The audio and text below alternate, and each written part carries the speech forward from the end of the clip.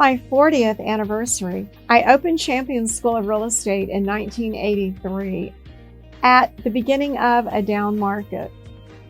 And we have grown Champion School of Real Estate over these 40 years to be the largest real estate school in Texas, if not the USA. Large only means something if you can also put quality in every category.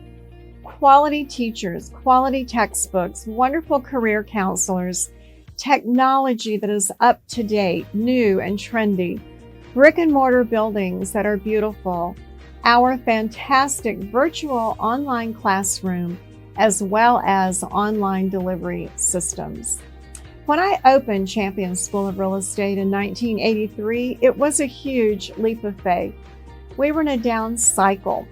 What I've learned through our up and down cycles is that there's always a need for real estate, and people are always ready to buy residential, investment properties, buildings, warehouses, and the down cycle will soon move to an up cycle.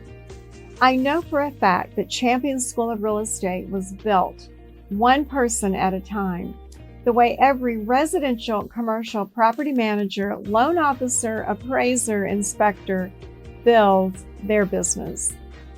Thanks to our many employees at Champion School of Real Estate, our fantastic teachers, our very successful students, we have the growth that we have had and enjoyed these 40 years in business. Happy birthday to Champion School of Real Estate.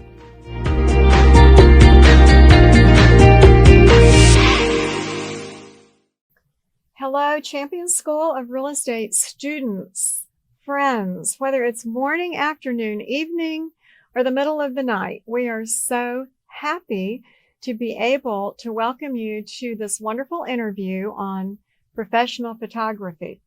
I'm Rita Santa Maria, the owner founder of Champion School of Real Estate, and our goal at Champion School of Real Estate is always to bring you wonderful tools for your tool chest, your toolbox that will help you be more successful, make more money in real estate.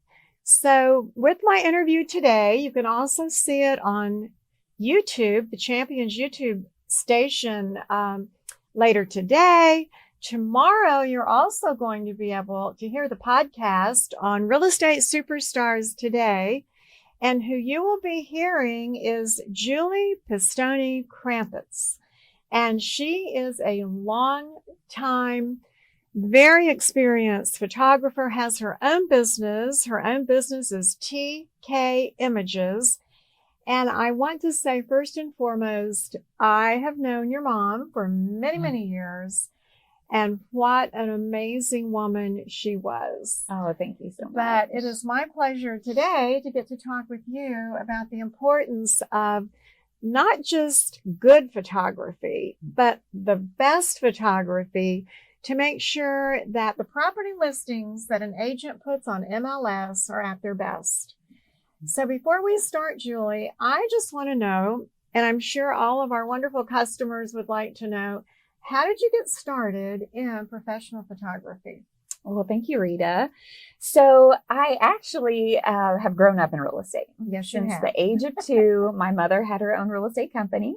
So I think that's what really makes us unique too, as well, is that I have lived and breathed real estate. I know all about it.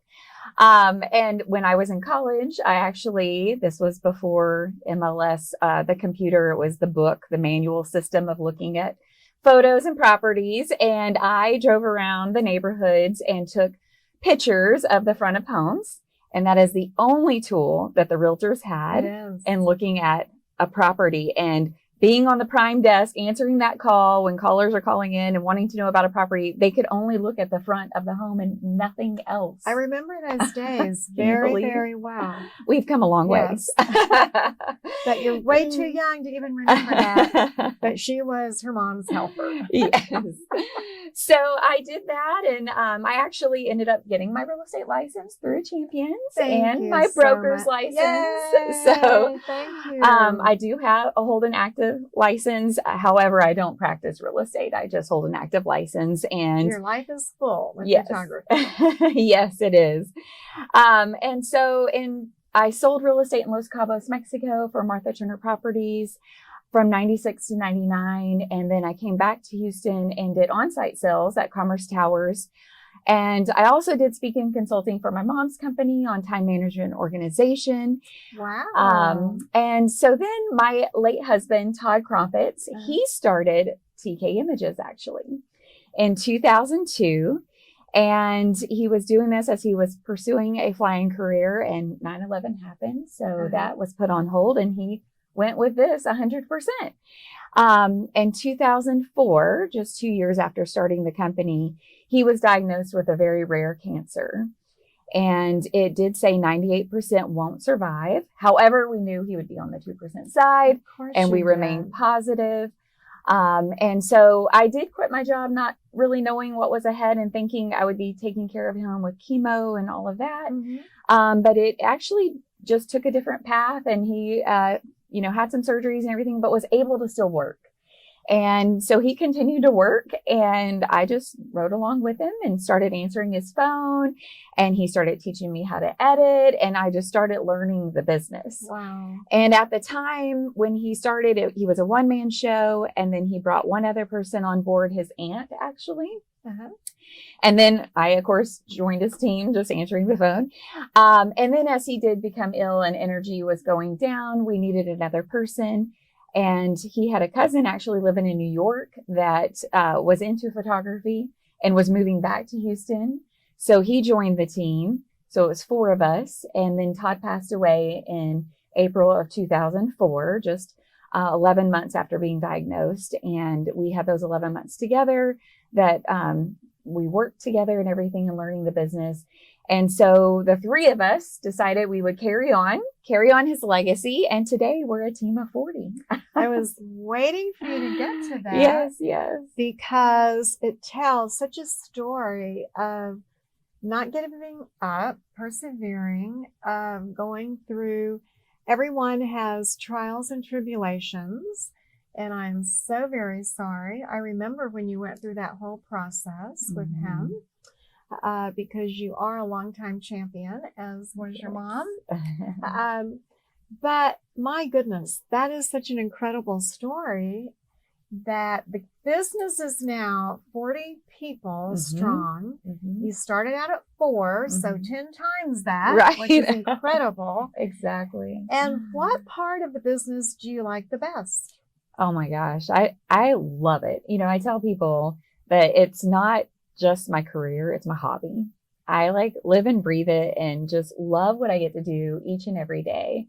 And just seeing the changes over the years as well, seeing how MLS started out with 10 photos, and then it went to 16, and then 32, and now 50 photos. I mean, does that speak for itself there? I so remember when it was limited to 10. Yes. Which 10 are you going to pick? And a lot of agents, they were like, how can I possibly do 10 photos? Right. It's like, I'm doing 1. That's it.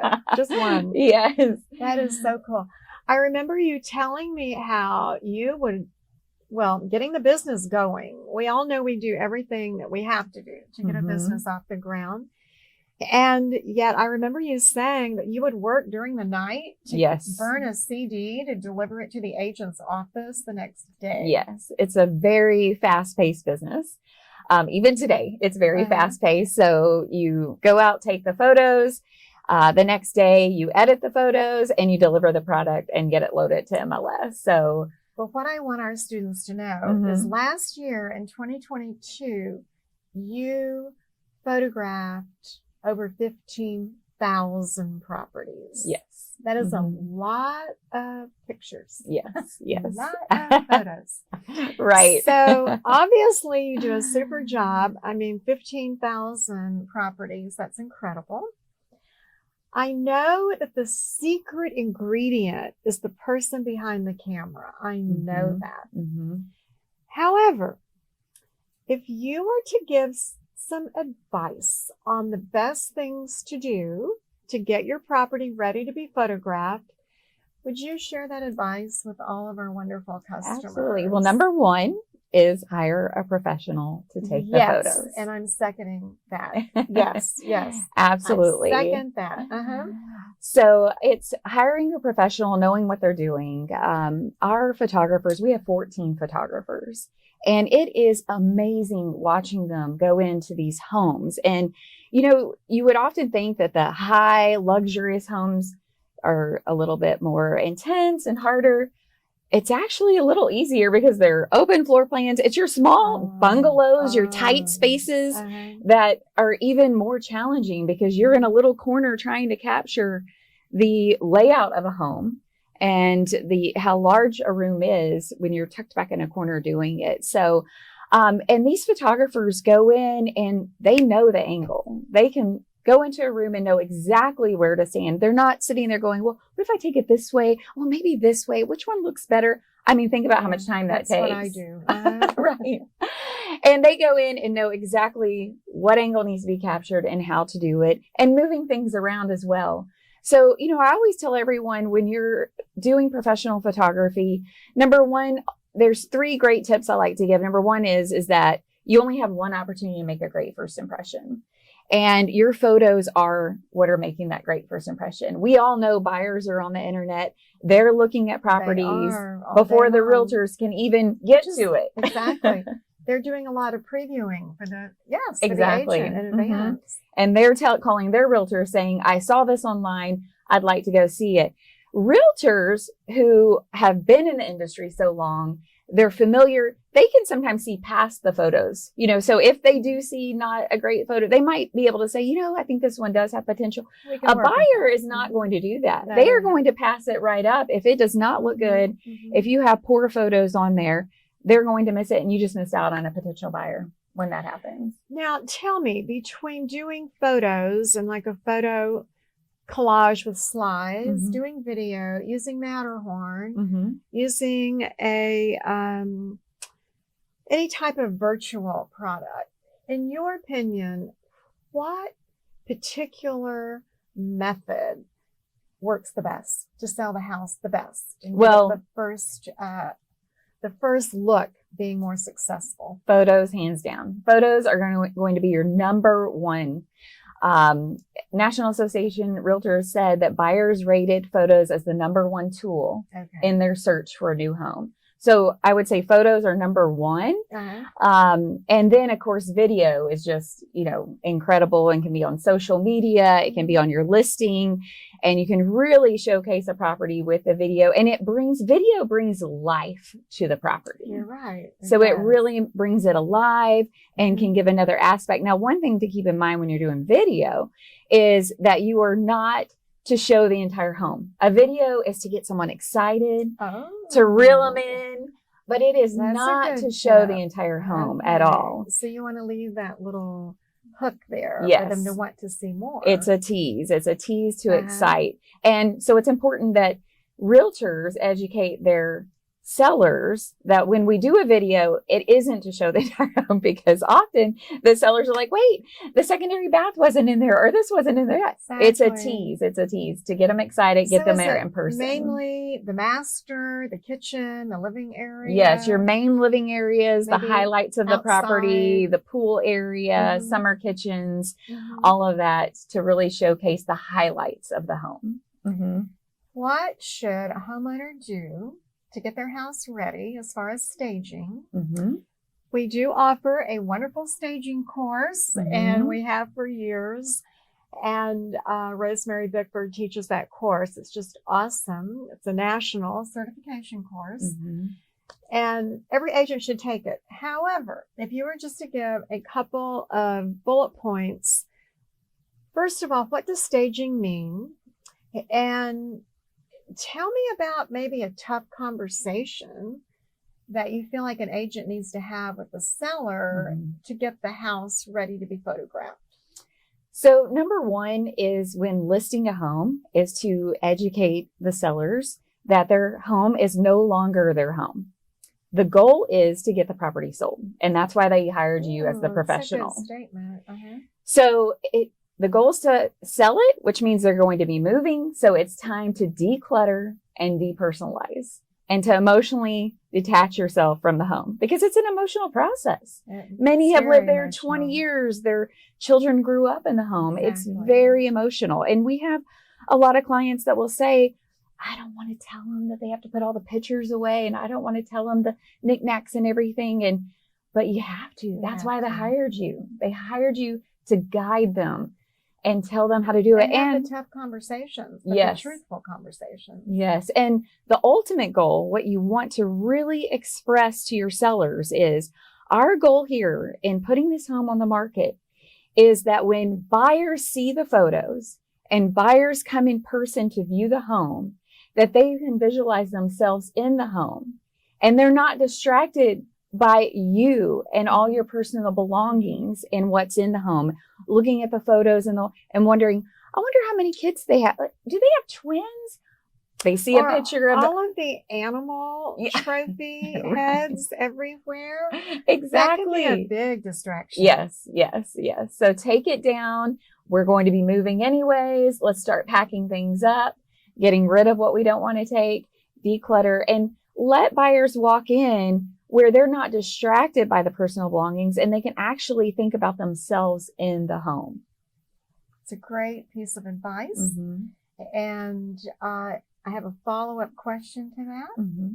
Is there a certain type, not a certain type, is there a certain time of day that's better to take photos? Yes, absolutely. So number one, I'm going to tell you, is an overcast day is wonderful. You don't have the harsh shadows on an overcast day. So you can photograph a home at the right time of the day, but if it is surrounded by trees or even has a tree on the property, that tree will still cast shadows. So an overcast day is wonderful. Often clients get very worried that it looks like it might rain. And we're like, don't worry, because we're going to drop in a beautiful sky. It will make it look like it was a pretty day. And we're not having to deal with all the shadows and the harsh lighting that sunlight can cause. But you do want to keep in mind that when you're photographing a home and it is a sunny day, if it faces east, you want to photograph in the morning. If it faces west, in the afternoon. South gets great sun exposure, and unfortunately, north does not. North shadows itself, and especially in the wintertime when our days are shorter, on a sunny day, the front of a north-facing home, you will see the entire facade of the home in the front yard as a shadow. And there's nothing you can do about it. So that's when you really want an overcast day. No idea. But then ideally, doing a dust shoot is the premium time slot. Dust, no matter what direction the home faces, you can photograph it because the sun's going down. It doesn't become such an issue and a factor. And also, it's not just to have on a dusk photo shoot the home lit up at night that gives it this different feel and this warm feeling. It also is for your interiors as well. And your interiors, you're photographing it all at the right time where the sun isn't as harsh. If you have, large windows, during the day, the sun can come through and you can still end up with glares on the hardwood floors.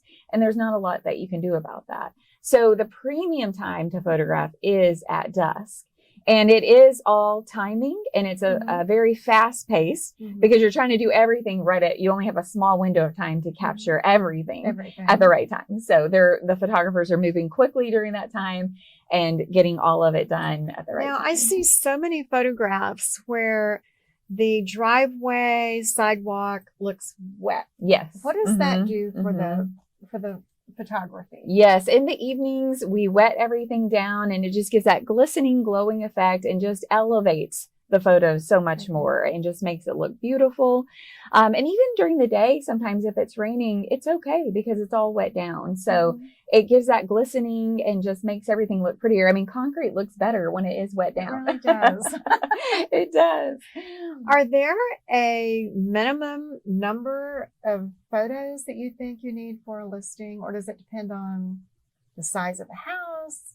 Obviously, it might depend on your budget. Right. It does depend on budget. Are there a minimum number? Like, if you were to take an order to go do photography for an MLS new listing, and someone said, "Oh, I only want 5," what would you say? What would your reply be? Well, I have two answers to this. One is that research shows the more photos that you have, the more views you get. So that speaks volumes right there. Our students are going to want to hear that again on YouTube later today. Yes. And they will also want to hear it on the podcast tomorrow. Yes. You get so many good points, Julie.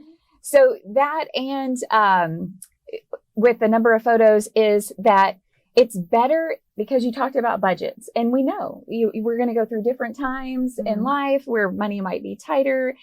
Having 10 great photos is better than 20 bad photos. Okay. So keep that in mind. And what you want to do is just showcase a listing in its best light. And if it means you're only doing 10 photos, that's fine. 10 great photos is going to reel someone in to come see it in person. Now, if you can do the 50, even better. Exactly. And when you're getting into the 50, a lot of times that's going to start bringing in the area of the home. So that's what we have, an entire gallery of stock photos that we take. That what is this home surrounded by? What is it close proximity to? What can these homeowners go and do and enjoy? Which parks are right there? Which restaurants? Which grocery stores? So you're incorporating those. Yes. To get the whole feel of a community, not exactly. Just the house. That's right. Wow. Yes. So tell me, what is virtual staging? How do you do virtual staging? So virtually staging is great, especially in a vacant home when you have. It's so hard for so many to visualize. And I'm one of those. Like, I cannot visualize when it comes to decorating. I need to hire a professional. I'll leave it to the professionals. When you have a vacant home, buyers can't visualize, how will my furniture fit in here? How much furniture can fit in here?